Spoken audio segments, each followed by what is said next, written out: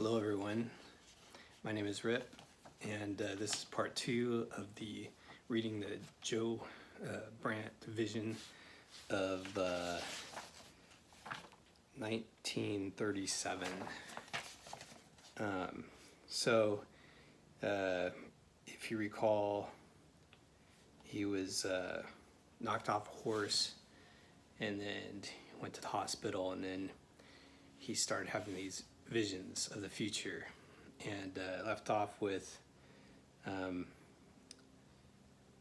was that darn fat nurse ready to take my temperature. I woke up, crazy dream. So he wakes up from the first section of this vision because the nurse comes into the room. Yeah, I have to figure out where to look. Anyway, okay, so continuing. Gosh, my headache is worse. It is a wonder I didn't get killed on that horse. I've had another crazy dream. Back in Hollywood, those people, why do they dress like that, I wonder? Funny glow about them. It is like a shine around their heads, something shining. I remember it now. I found myself back on the boulevard. I was waiting for something to happen. Something big was going to happen, and I was going to be there. I looked up at the clock down by that big theater. It was 10 minutes to 4. Something big was going to happen. I wondered if I went into a movie, since nobody could see me, if I'd like it. Some cardboard blonde was draped over the marquee with her legs 6 feet long. I started to go in, but it wasn't inside. I was waiting for something to happen outside. I walked down the street. In the concrete, they have names of stars. I just recognized a few of them. The other names I had never heard. I was getting bored. I wanted to get back to the hospital in Fresno, and I wanted to stay there on the boulevard, even if nobody could see me. Those crazy kids, why are they dressed like that? Maybe it is some big Halloween doings, but it don't seem like Halloween. More like early spring. There was that sound again. Lack of sound. Stillness, stillness, stillness. Don't these people know that the birds have gone somewhere? The quiet is getting bigger and bigger. I know it is going to happen. Something is going to happen. It is happening now. It sure did. She woke up grinning and smiling, that fat one again, the nurse. It's time for your milk, kiddos, she says. Gosh, old women of 30 acting like the cat's pajamas. Next time, maybe she'll bring hot chocolate. Where have I been? Where haven't I been? I've been to the ends of the earth and back. I've been to the end of the world. There isn't anything left, not even Fresno, even though I'm lying here right this minute. If only my eyes would get a little clearer so I can write all this down. Nobody will believe me anyway. I'm going back to that last moment on the boulevard. Some sweet kid went past dragging a little boy, twins I guess, by each hand. Her skirt was up, well, pretty high, and she had a tired look. I thought for a minute I could ask her about the birds, what had happened to them, and then I remembered she didn't see me. Her hair was all frowsy, way out all over her head. A lot of them looked like that, but she looked so tired and like she was sorry about something. I guess she was sorry before it happened because it surely did happen. There was a funny smell. I don't know where it came from. I didn't like it. A smell like sulfur, sulfuric acid, a smell like death. For a minute I thought I was back in chemistry. Okay, when I looked around for the girl, she was gone. I wanted to find her for some reason. It was as if I knew something was going to happen and I could stay with her, help her. She was gone, and I walked half a block and then I saw the clock again. My eyes seemed glued on that clock. I couldn't move, I just waited. It was 5 minutes to 4 o'clock on a sunny afternoon. I thought I would stand there looking at that clock forever, waiting for something to come. Then when it came, it was nothing. It was just nothing. It wasn't nearly as hard as the earthquake we had 2 years ago. The ground shook just an instant. People looked at each other surprised. Then they laughed. I laughed too. So this was what I had been waiting for, this funny little shake. It meant nothing. I was relieved and I was disappointed. What had I been waiting for? I started back up the boulevard, moving my legs like those kids.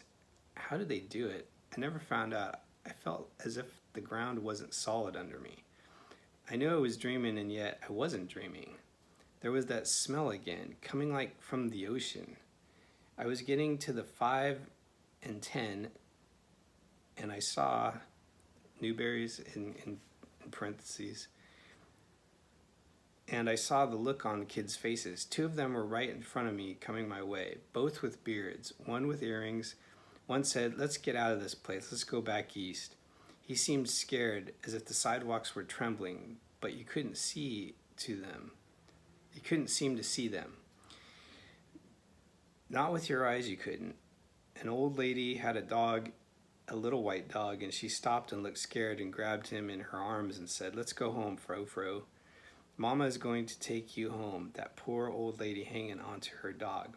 I got scared, real scared. I remember the girl. She was way down the block, probably. I started to run. I ran, and the ground kept trembling. I couldn't see it. I couldn't feel it. But I knew it was trembling. Everybody looked scared. They looked terrible. One young lady just sat down on the sidewalk all doubled up. She kept saying, "Earthquake, it's the earthquake," over and over, but I couldn't see that anything was different. Then it came. How it came, like nothing in God's world, like nothing. It was like the scream of a siren, long and low, or the scream of a woman I heard having a baby when I was a kid. It was awful.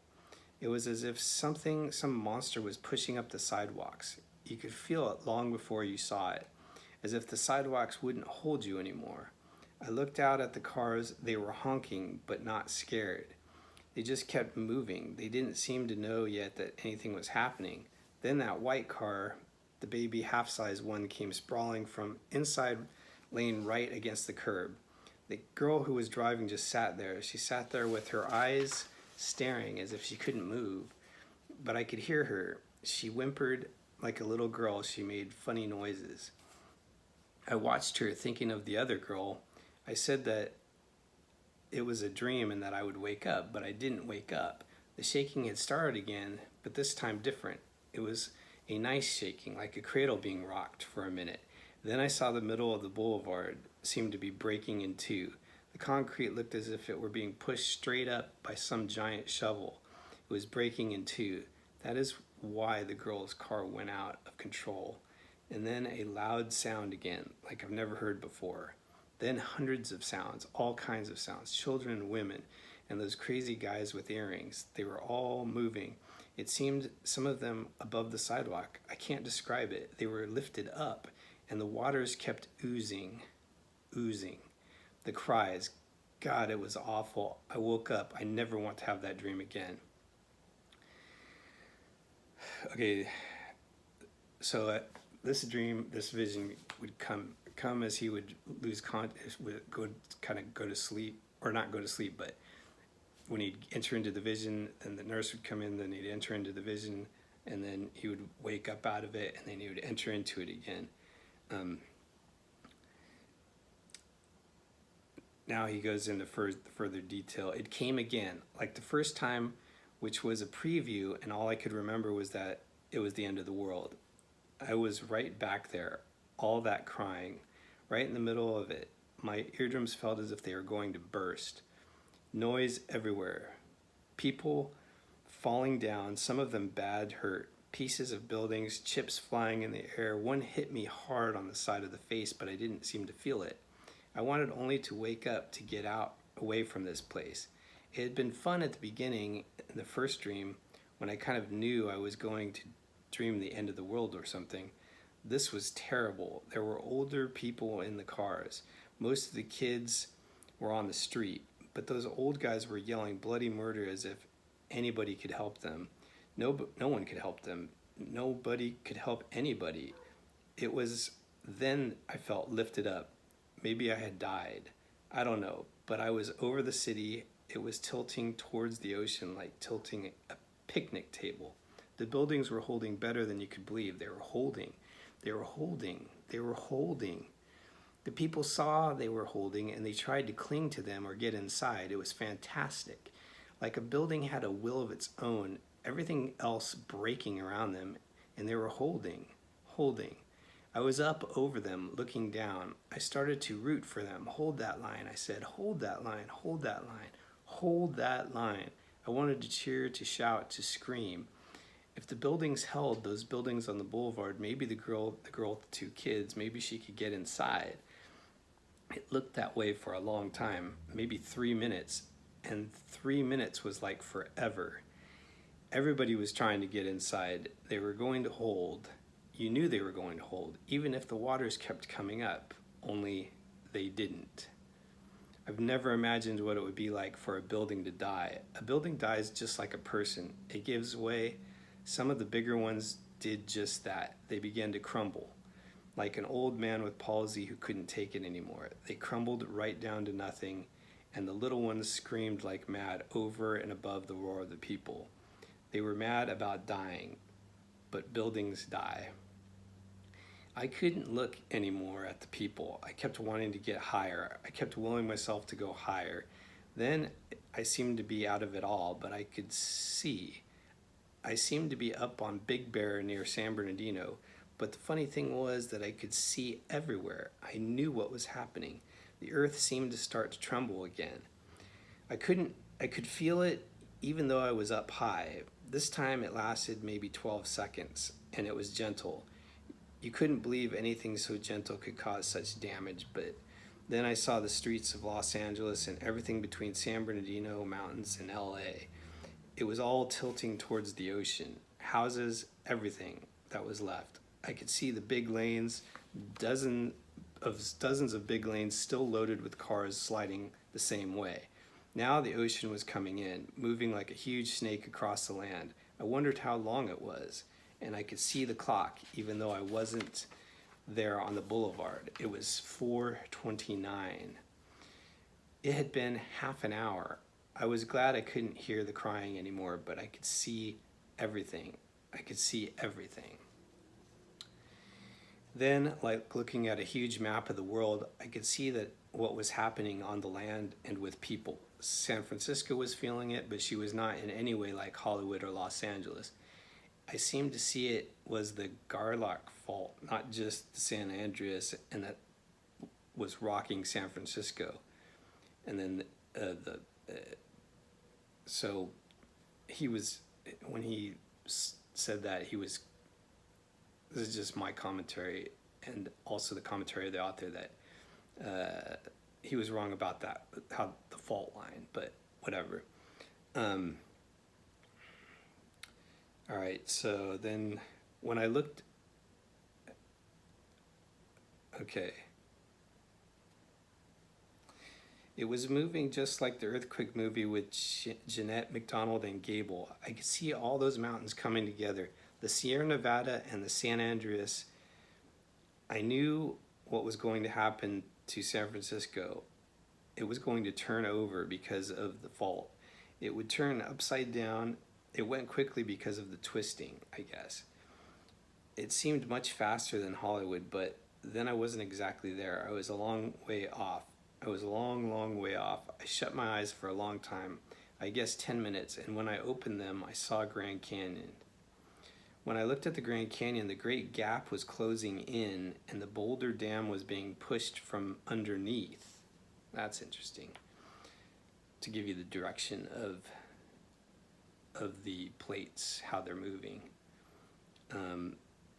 When I looked at the Grand Canyon, that great big gap was closing in and Boulder Dam was being pushed from underneath.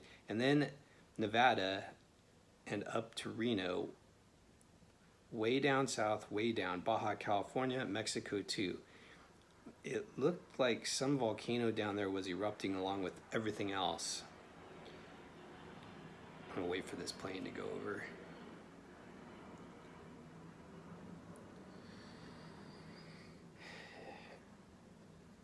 I saw the map of South America, especially Colombia, another volcano eruption, shaking violently.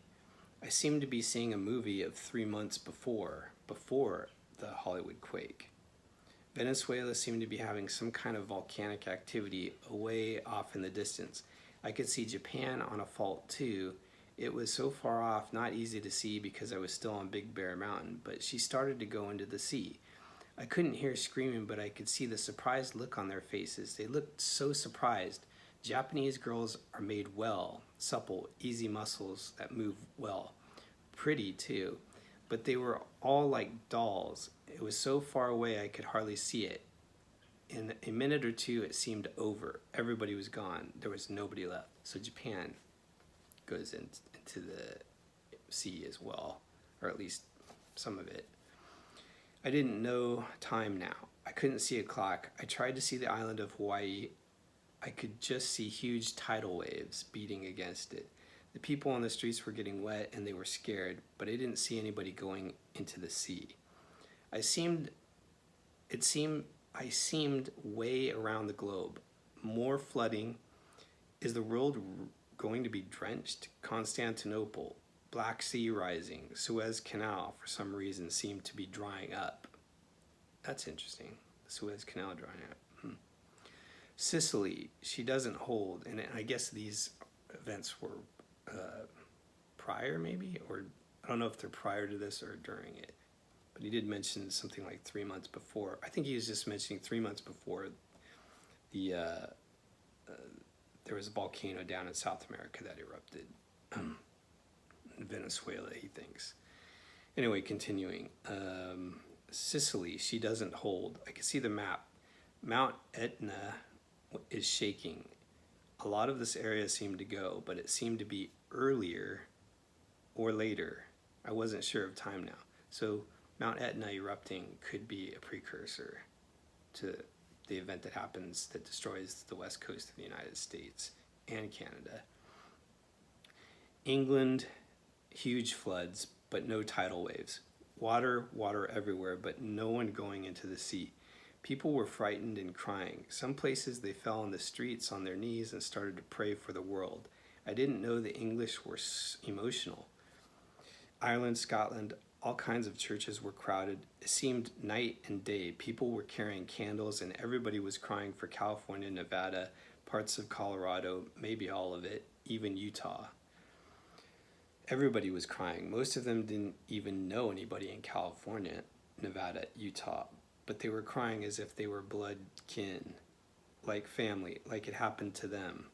New York was coming into view. She was still there. Nothing had happened, yet water level was way up.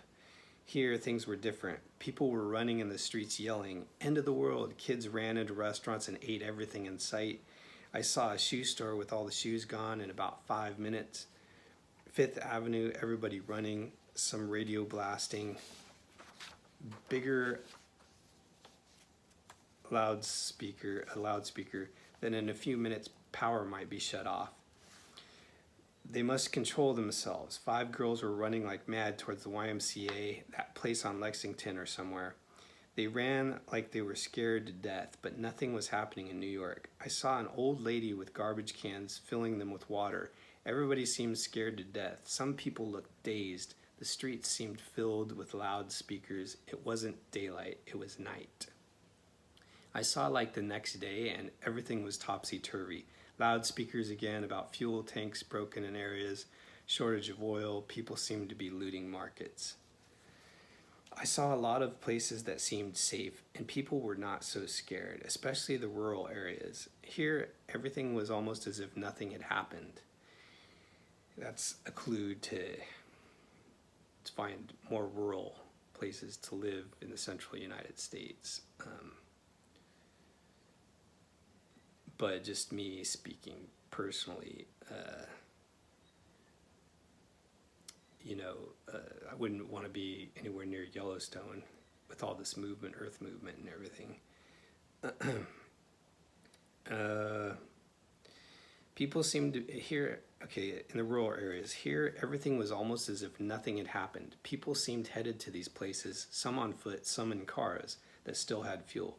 I heard, or somehow I knew, that somewhere in the Atlantic land had come up, a lot of land. I was getting awfully tired. I wanted to wake up. I wanted to go back to the girl to know where she was. She had those 2 kids. I found myself back in Hollywood and it was still 4:29. I wasn't up on Big Bear at all. I was perched over Hollywood. I was just there. It seemed perfectly natural in my dream. I could hear someplace a radio station blasting out, telling people not to panic. They were dying in the streets. There were picture stations with movies, some right in Hollywood. These were carrying on with all the shaking.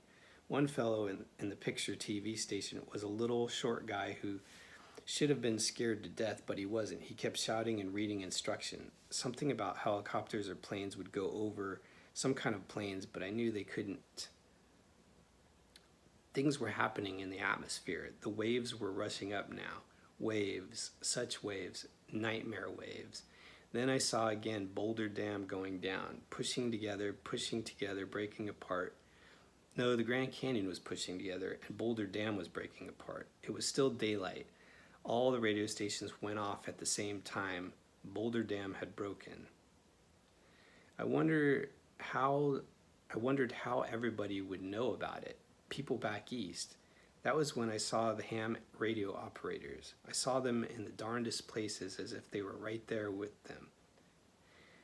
Like the little guy with glasses that they kept sounding the alarm. One kept saying, "This is California, we are going into the sea. This is California, we are going into the sea. Get to the high places, get to the mountains. All states west, this is California.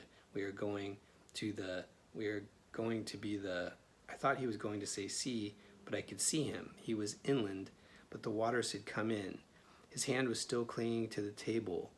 He was trying to get up to say once again, "This is California, we are going into the sea. This is California, we are going into the sea." I woke up. It didn't seem as if I had been dreaming. I have never been so tired. For a minute or two, I thought it had happened. I wondered about two things. I hadn't seen what happened to Fresno, where Brandt lived, and I hadn't found out what happened to that girl. I've been thinking about it all morning. I'm going home tomorrow. It was just a dream. It was nothing more. Nobody in the future on Hollywood Boulevard is going to be wearing earrings and those beards. Nothing like that is ever going to happen. It won't ever happen, but if it did, how could I tell her? Maybe she isn't even born yet. To move away from California when she has her twins and she can't be on the boulevard that day. She was so gosh darn real. The other thing, those ham operators hanging on like that over and over, saying the same thing. "This is California, we are going into the sea. This is California, we are going into the sea. Go to the mountains, get to the hilltops. California, Nevada, Colorado, Arizona, Utah. This is California, we are going into the sea." I guess I'll hear that for days. And that was the end of his account.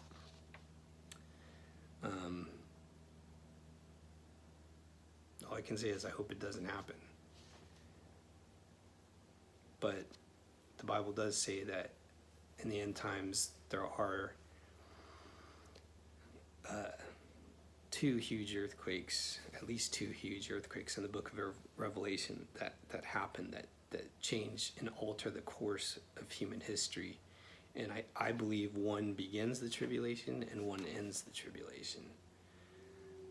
But that's just my interpretation and my understanding of the book of Revelation. So anyway, that's the Vision of Joe Brandt. I have several other dreams, visions from other people, and I'll be sharing those as well.